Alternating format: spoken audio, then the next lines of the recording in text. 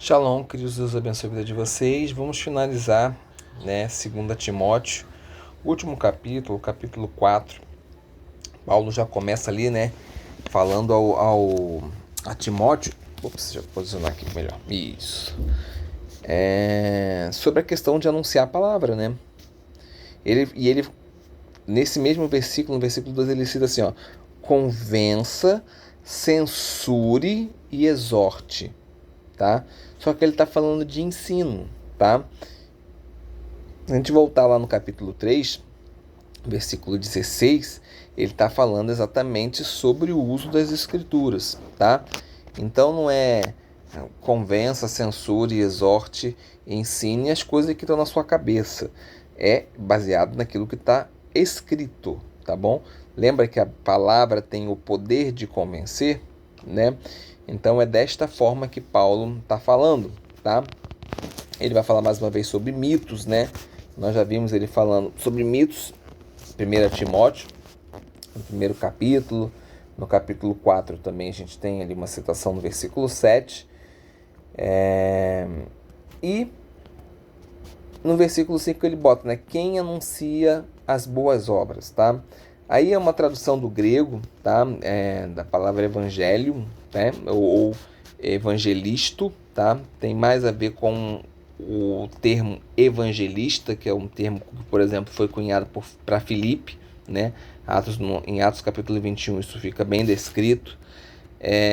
Mas também é um dom que Deus deu à igreja, tá? Deus deu à igreja aí esse dom. Efésios, no capítulo 4, por exemplo, nos mostra isso. Mas nós não podemos esquecer que a missão para evangelizar, ou seja, para anunciar as boas novas, ela não é algo específico do evangelista, tá? Segundo a grande comissão lá de Mateus 28, todos nós temos essa missão, todos nós somos ordenados a anunciar as boas novas em todas as nações, tá? Tanto a judeus quanto a gentios. Então não há diferenciação em relação a isso. Todos nós temos essa missão, tá? E aí Paulo já vai caminhando ali para dar sua saudação, final. E é interessante que ele vai trazer à tona palavras que ele já havia descrito em outras cartas, Então, por exemplo, ele bota ali, derramado sobre o altar. Se você for lá em Filipenses no capítulo 2, versículo 17, você vai ver que tem alguma coisa a ver, tá?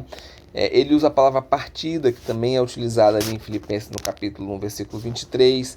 Ele combatiu o bom combate, a gente pode comparar com 1 Timóteo capítulo 1, versículo 18, capítulo 6, versículo 12. Terminei a corrida, a gente pode comparar com Atos 20, 24, 1 Coríntios 9, versículo 25. Hebreus, nós vamos estudar 12, versículo 1 e 2, que a gente não sabe se foi Paulo realmente que escreveu, vamos discutir sobre isso, Mas, no fim, Paulo vai utilizar ali a linguagem judaica, tá? E a referência que se faz, perdão, é em relação ao culto fúnebre judaico, tá? No culto fúnebre judaico, essas palavras são recitadas, tá? Vamos lá. Ó verdadeiro e justo juiz, bendito seja o verdadeiro juiz, cujo todos os julgamentos são justos e verdadeiros. Então, quando ele usa a frase o justo juiz, tá? Ele está pegando, por exemplo, parte de uma oração que Judas, eu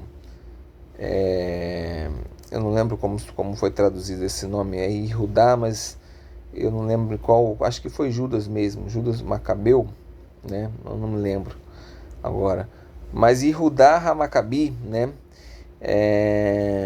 lá em 2 Macabeus, no capítulo 12, versículo 41, nos mostra essa oração, Só que o justo Senhor aqui é Jesus Cristo, E ele vai julgar os vivos e vai julgar os mortos, entende? Ele vai estabelecer o seu reino sobre a terra, e é em relação a este juiz que Paulo está entregando a sua vida. E daí vai começar a citar alguns nomes, Você vai citar aí Demas e Lucas, tá? Lucas aí é o autor do Evangelho de Lucas e do livro de Atos, tá? Tanto ele quanto Demas eram companheiros de Paulo, só que Demas vai se desviar aí no meio do caminho, tá? e a forma como ele se desvia da escrita, né? A gente pode presumir que esse crescente que é citado aqui e Tito foram enviados por Paulo, não necessariamente foram desertores, até porque Tito tem a sua própria carta ali de Paulo para Tito, né? Mas a gente imagina aqui que tanto Crescente quanto Tito foram enviados por Paulo para algumas missões. Tíquico, nós já ouvimos falar dele lá em Éfeso, no capítulo 6. Carpo, a gente só vê falando aqui neste momento, né? E Alexandre pode ser que seja o mesmo Alexandre que foi citado lá em 1 Timóteo, no capítulo 1, versículo 20. Tá? Versículo 16. Paulo fala sobre aquilo que Alexandre fez, né? E ele bota que isso seja contado contra eles. Nós podemos fazer uma referência aí com Lucas no capítulo 23, versículo 34. Tá? Atos capítulo 7, versículo 60 também. Priscila e Áquila já sabemos quem são. Onísiforo também já foi citado, né? A casa de Onísiforo foi citado lá em 1 Timóteo. Na verdade, no começo do capítulo aqui, né? No começo do capítulo da carta de 2 Timóteo, tá? Erasto foi enviado com Timóteo para Éfeso, né? De Éfeso para Macedônia, tá? Esse Erasto pode ser que seja o mesmo que era o tesoureiro da cidade de Corinto, isso é citado lá em Romanos no capítulo 16, versículo 23, e o envio de Erasto aí com Timóteo de Éfeso para Macedônia pode ser encontrado em Atos no capítulo 19, versículo 22. Trófico e Tíquico, eles vão ser representantes das congregações da Ásia Menor, tá?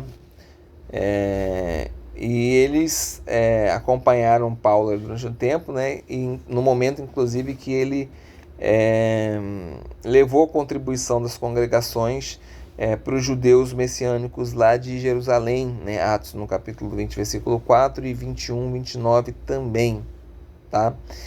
E aí nós terminamos ali os nomes, né? Falando sobre um tal de Lino, tá? Lino, segundo Irineu, um escritor cristão, que escreveu ali no ano 180 depois de Cristo, ele descreve no seu texto que Pedro ele foi substituído como líder da igreja de Roma, né, por Lino, tá? Tanto que a igreja católica o tem como o segundo papa, tá? E segundo a tradição, Cláudia era a esposa dele, né? Ou esposa do Prudente. Eu acho que faz mais sentido ela ser esposa do Lino, porque ela é citada no texto logo depois do Lino. Não faria sentido você citar o nome do cidadão, citar a esposa e depois citar o marido, né? Então, na minha opinião, seria esposa do Lino, tá?